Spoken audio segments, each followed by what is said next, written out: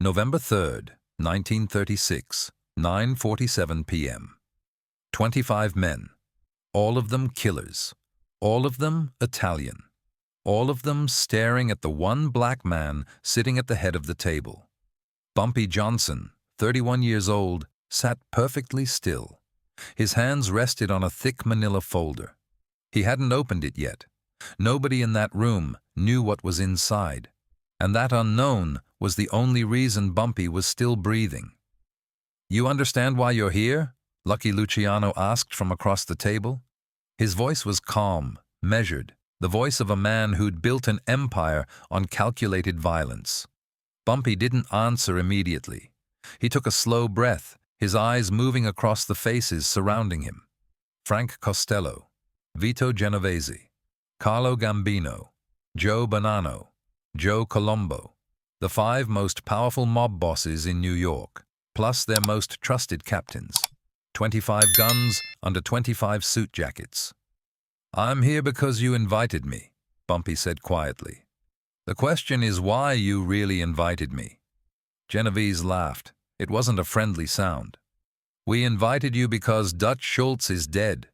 God rest his soul, and his Harlem operation needs new management." "You mean your management?" Bumpy said. "That's right." Genovese leaned forward. "Harlem's numbers racket generates $2 million a year. That's Italian money now. We're giving you a choice, Bumpy. Work for us or—" Bumpy's hand moved to the folder. Every man in the room tensed. Hands drifted toward waistbands. "Before you finish that sentence," Bumpy said, his voice dropping lower, "I need you to understand something. I didn't come here to negotiate. I came here to make you an offer. And before you laugh, before you reach for those guns, before you make the biggest mistake of your lives—" He tapped the folder once. "You're going to want to hear what I have to say." The room went silent, because something in Bumpy's voice, something in his absolute calm while surrounded by 25 men who could kill him in seconds, made them hesitate. Before continuing, please write where you watched this video in the comments. Don't forget to like the video. Now, the real action begins. What nobody in that warehouse knew, what wouldn't become clear until Bumpy opened that folder 10 minutes later, was that he'd spent the last 3 weeks doing something no one expected. He'd been learning, studying, investigating, and what he'd discovered would change the balance of power in New York forever. To understand why Bumpy entered the room where these killers were with only one file in his hand, you actually need to understand Harlem first.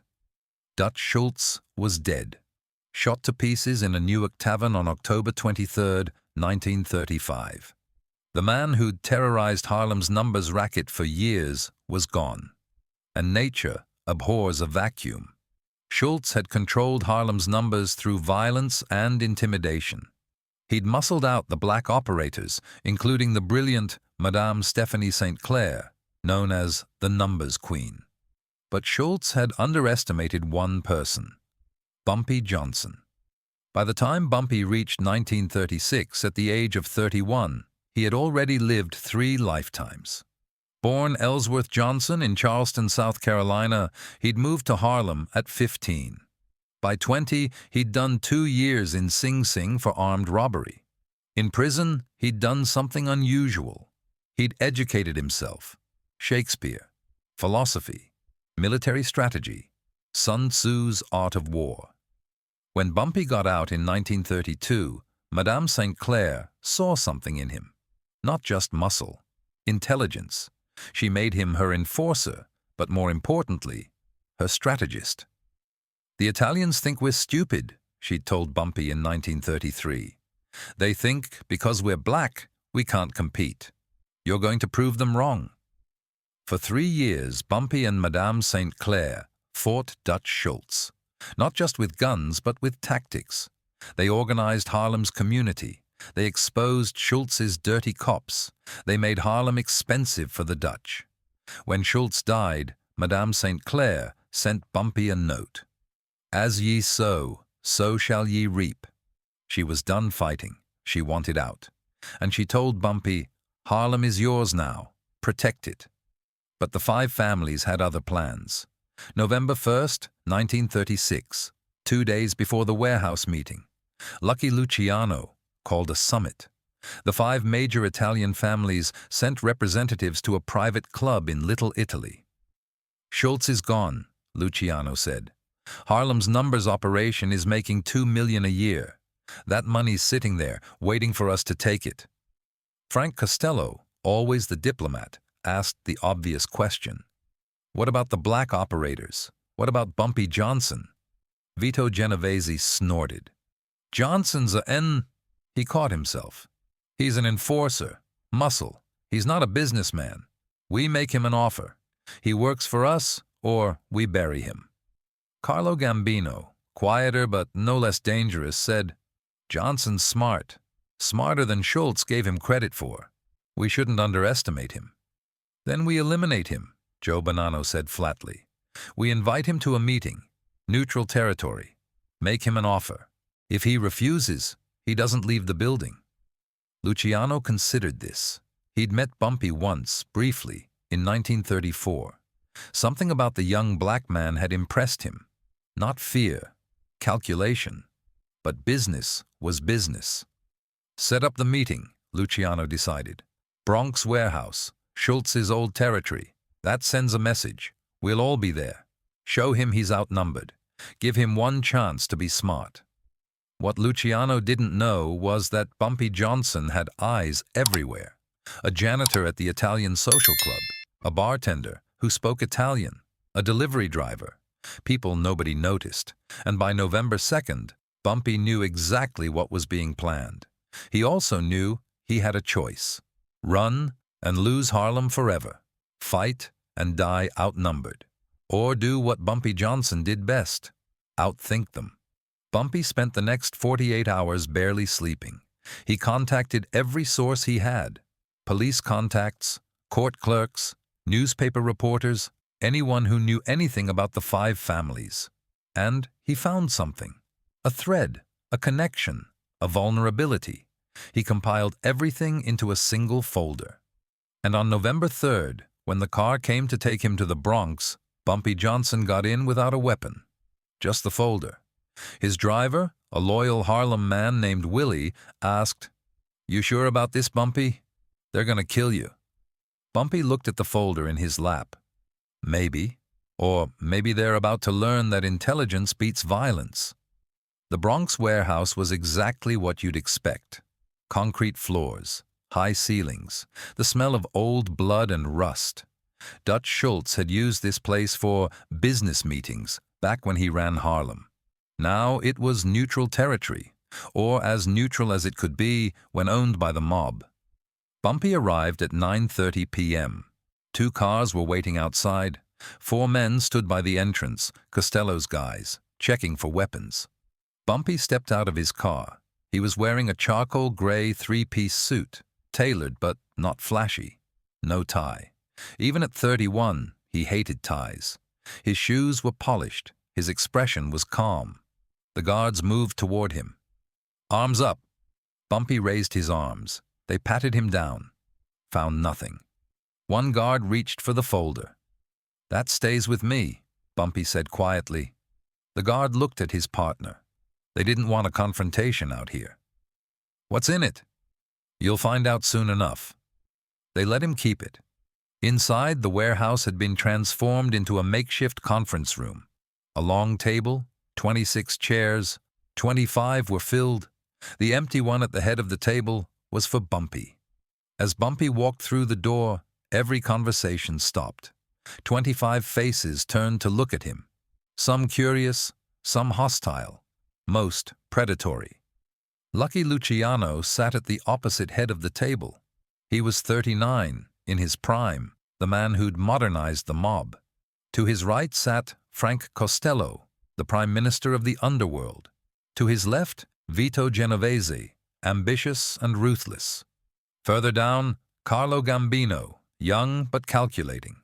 Joe Bonanno, dignified and dangerous. Joe Colombo, quiet but deadly.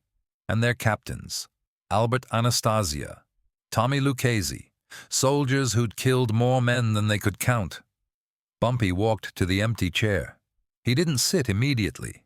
He placed his folder on the table, then looked around the room slowly, making eye contact with each man.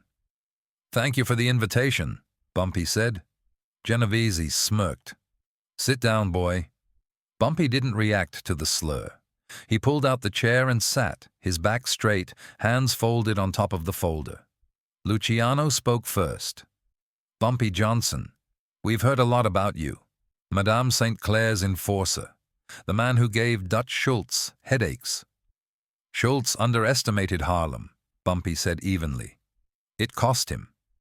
"Schultz is dead," Genovese said bluntly. "Shot in a toilet in Jersey. That's what happens when you make too many enemies." "Or when you trust the wrong people," Bumpy replied.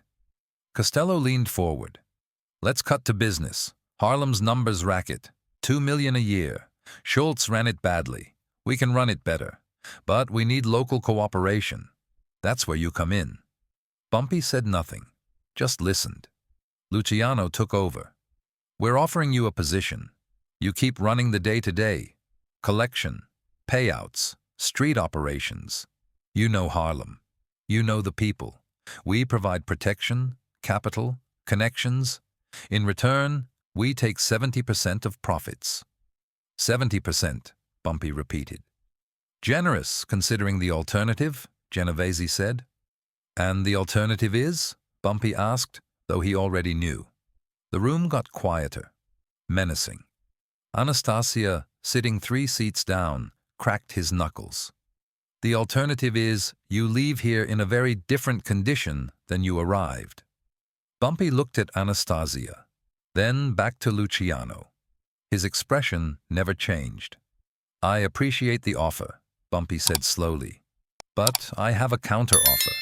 Genovese laughed out loud. "A counter-offer? You're outnumbered 25-1, and you have a counter-offer?" "I do." Costello, ever the diplomat, gestured. "We're listening." Bumpy's hand moved to the folder. Again the room tensed. This time, Bumpy saw 3 men actually draw weapons halfway. He didn't flinch. "Before I open this," Bumpy said quietly, "I need to explain something. You invited me here because you think Harlem is yours for the taking. You think because Dutch is dead, because I'm black, because I'm outnumbered, that I have no choice but to accept whatever terms you offer." He paused. "You're wrong."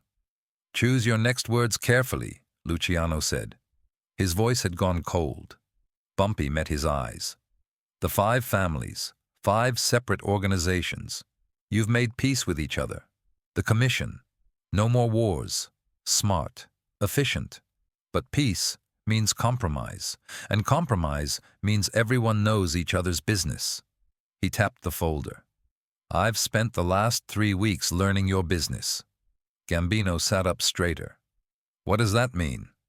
"It means," Bumpy said, "that before I open this folder and show you what's inside, you're going to hear my offer. Because once you see what I have, this conversation changes." The room was absolutely silent now. Bumpy continued. "I keep Harlem. Complete operational control. You provide banking services. When someone hits a big number, I need clean money fast. You provide that. In return, you get 10%, not 70. 10. 10%? Genovese stood up. "You're insane. We could kill you right now."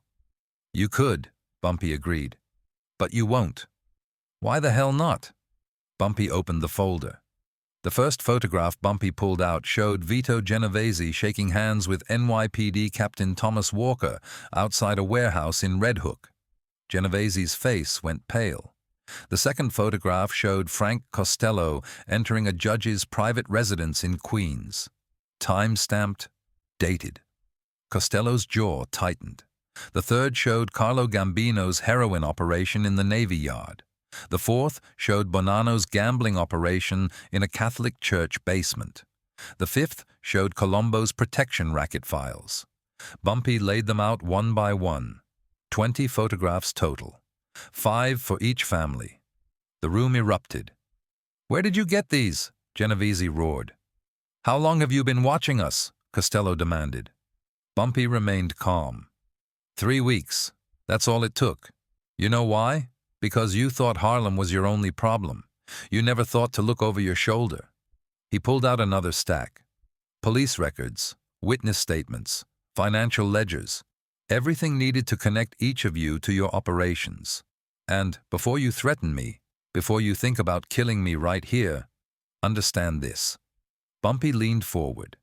These aren't the only copies. If I don't walk out of here in exactly 1 hour, these go to the district attorney. They go to the FBI. They go to the newspapers. Every family in this room will be exposed simultaneously. The commission dies in 1 day. The silence was deafening. Lucky Luciano stared at Bumpy for a long moment. Then slowly, incredibly, he started to laugh. Not a mocking laugh, a genuine one. "Son of a bitch," Luciano said, shaking his head. "Frank, you see this?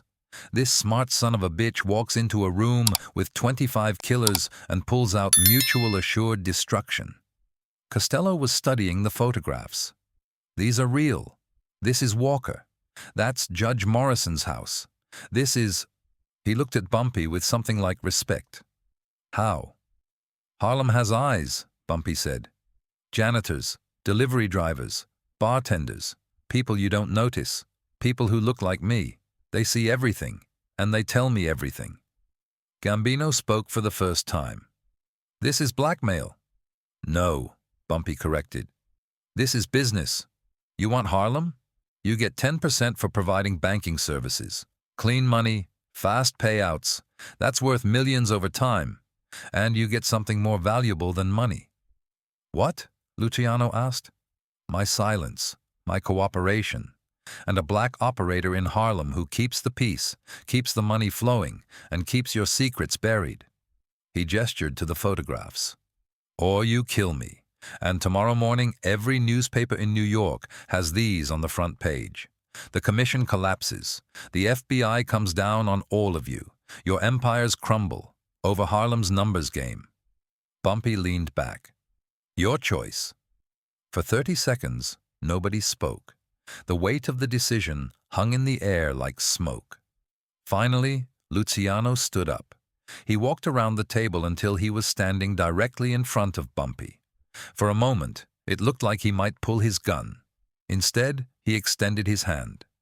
10%, banking and clean money. You run Harlem. We never interfere. And these photographs?"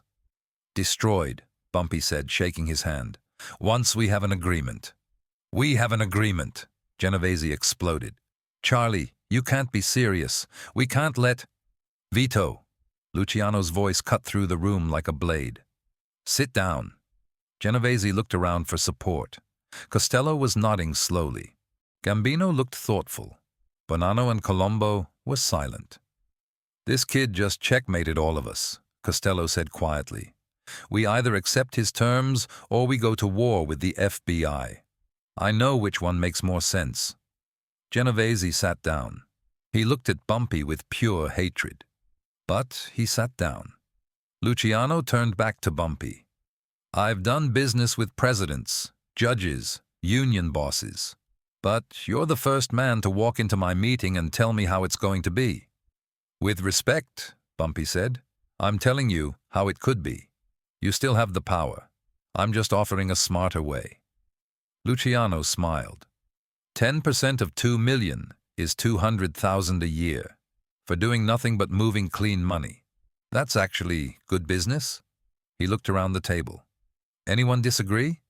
No one spoke. "Then we have a deal." Luciano looked at Bumpy. "Harlem is yours. We provide banking. 10%, and Johnson—" "Yes? Don't ever threaten us again." Bumpy stood up slowly. He gathered his photographs, placed them back in the folder. "As long as Harlem stays mine, you'll never hear from me again." He walked toward the door. 25 men watched him go. Not one of them stopped him. At the door, Bumpy turned back. "Gentlemen, pleasure doing business with you." He walked out into the Bronx night. Bumpy Johnson left that warehouse at 10:47 p.m., alive, unharmed, and with complete control of Harlem's numbers, racket. Willie was waiting with the car. He nearly fell over when he saw Bumpy walking out. "You're alive." "Drive," Bumpy said calmly. As they pulled away, Willie kept glancing in the rearview mirror. "What happened in there? How did you—" "I showed them it was cheaper to work with me than against me." Word of that meeting spread through New York's underworld within 24 hours. The 5 families had backed down. Not because of violence, because of intelligence. 3 days later, Madame St. Clair summoned Bumpy to her apartment. "I heard what you did." "Business," Bumpy said. She smiled. "You walked into a room with 25 mobsters and walked out with everything you wanted. That's not business, that's art." She handed him a small box. Inside was a gold watch chain. "You're not my enforcer anymore, Bumpy. You're Harlem's protector now. Act accordingly." The deal Bumpy made that night in 1936 held for over a decade. The 5 families provided banking. Bumpy ran Harlem. 10%, like clockwork. And those photographs? Bumpy kept them in a safe deposit box for the rest of his life. Insurance. Years later, in 1948, a reporter asked Lucky Luciano about his biggest mistakes. Luciano, exiled in Italy, smiled. "My biggest mistake? Thinking I could take Harlem from Bumpy Johnson? My smartest decision? Accepting his terms instead." That folder, 20 photographs, 3 weeks of investigation, and the absolute balls to walk into a death trap and turn it into a negotiation. That's how Bumpy Johnson, at 31 years old, became the Godfather of Harlem. Not through violence, through intelligence, through understanding that power isn't about who has the most guns. It's about who has the most information.